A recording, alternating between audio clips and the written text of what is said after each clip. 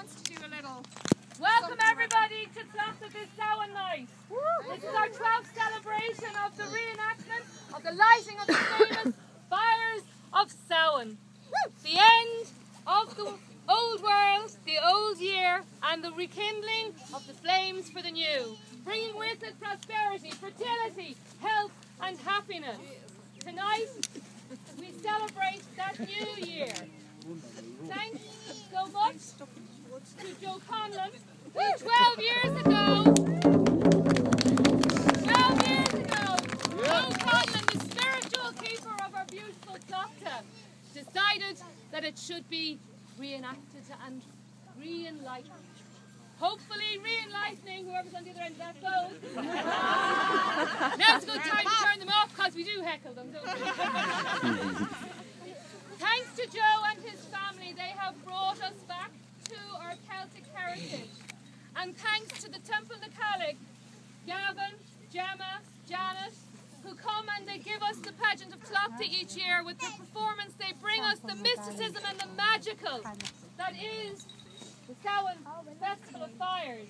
Please be careful of the torches. Make sure you stand back. It's very easy to get in close when you get drawn in to the legend and the lore.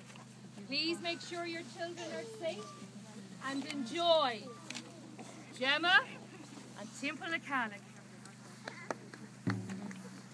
In days of old, when night gave birth to day, and this was a land of gods and of heroes, great celebrations were held to remember and celebrate the wheel of the year.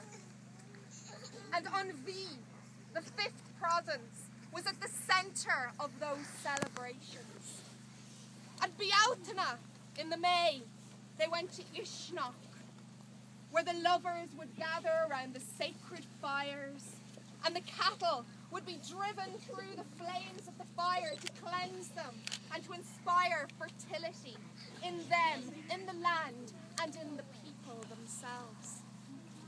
To Tlachtga, now Telltown, they went for Lunasak, inaugurated by the great god Lu, the Ildana, the shining one, the many-talented one. Inaugurated by him for his foster mother, Tlachtga, who Tlachtga is named after.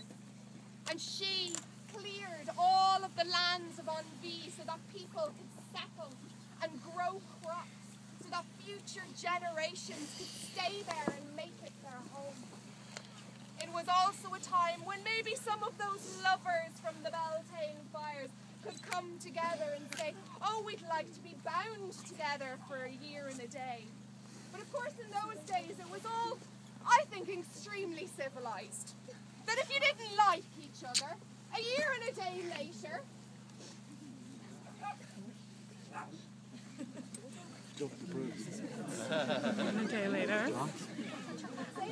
okay. I'm very sorry to interrupt proceedings, but some drivers have left their cars parked just in the middle of the road up on the cross, and you're actually blocking the laneways for the residents to be able to get in and out of their homes. If you've parked your car in a ne'er-do-well fashion, I'd ask you if you could please possibly go up and move it to a more secure spot, because we have residents who will complain, and we don't want that to happen on this Samhain night. So if you wouldn't mind, please, those of you who kind of know maybe your car is not where it's supposed to be, you might. We were remembering more civilised times. There you go. When people could come together, they could wed, and if they didn't really like each other and they didn't really get on together, a year and a day later they could return to Tlachtga and say, it's all over. No divorce proceedings. No nothing, no money, no drama, no nothing. They could just come and say, we just don't really like each other. And I think that was a very civilised way of doing things. Yes. But it was here that they came for Samhain, to celebrate the Celtic New Year. For this was the time when the veil between the worlds was at its thinnest. This is the time to reach back in time to our ancestors, to commune with them, to commune with the spirits. To commune with the spirits of the dead, with the spirits of the land, the fairy folk, for you see they are walking abroad tonight. And just like my poor witch friends here, be very careful when you get back in your car to go home, because you don't know where you might end up. I could tell you tales of being fairy-led, but that is another story. To Tlachtga they came. To Tlachtga they came because the sacred fire was here. I want you all to picture this. This is a world without electricity, without any of these bright lights. This is a world where the stars were so plentiful because there was no light pollution. Everything was done by flame. And on Samhain night, all the peoples of Eru extinguished the fires in their homes.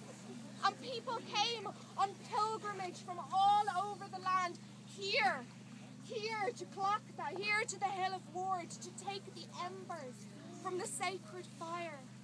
The fire that had started at the volcano in Lambay, that had travelled up the Yellow Ford River, past Slieve Natalia, the Hill of the Witches, and all the way here to Tlachtga. They travelled here from their homes, from all over Eru, to take back the embers, to rekindle the lights of their own homes, to bring the hope of the light from the darkness back into their villages and their settlements. And that's real power. And we come here tonight because we bring the hope of the fire with us too, through the darkness of the winter.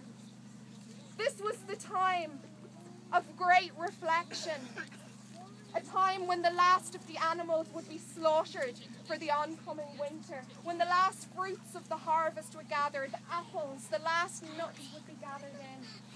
Nobody knew how harsh the winter was going to be. Nobody knew who would survive. Would some of the elders pass over between now and the springtime? Would there be enough food? Would they survive? How cold would it be? And of course this becomes a time for reflection. So Samhain was the last big hurrah before we delve into the darkness, before we're on strict rations, if you like.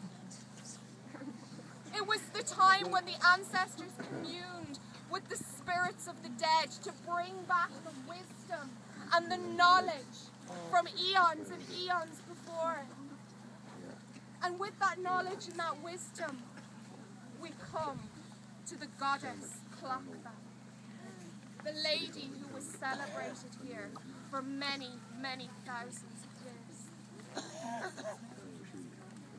The most feared and the most notorious of all of the druids of Eru was the one-eyed druid, Mag Rua.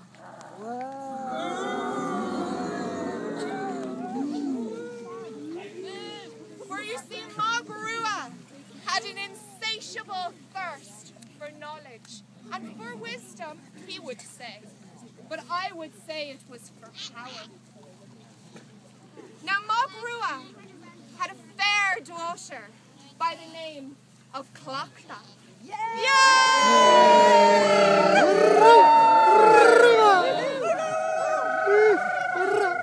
And together they built the great rock drama. This great ball of spinning flame that would carry them across the sky. And together they travelled all the lengths of Eru, seeking out all of the magical peoples so that they could find all of the knowledge and wisdom that had been accumulated.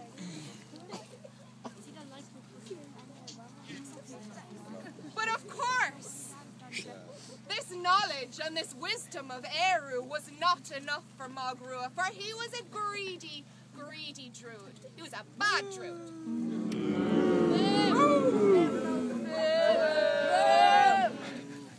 And so, they journeyed to Italy, where Mag Rua had heard tell of a man by the name of Simon, the Magus.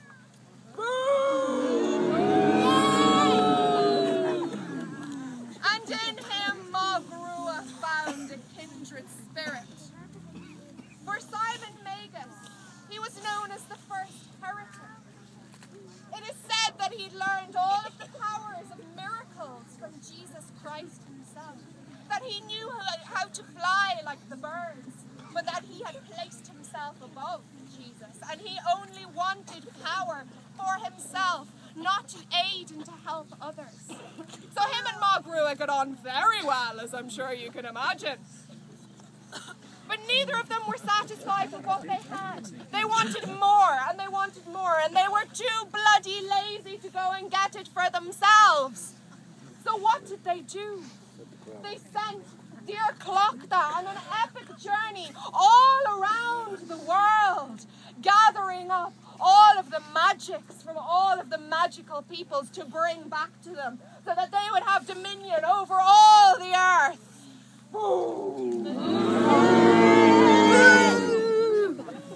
Absolutely.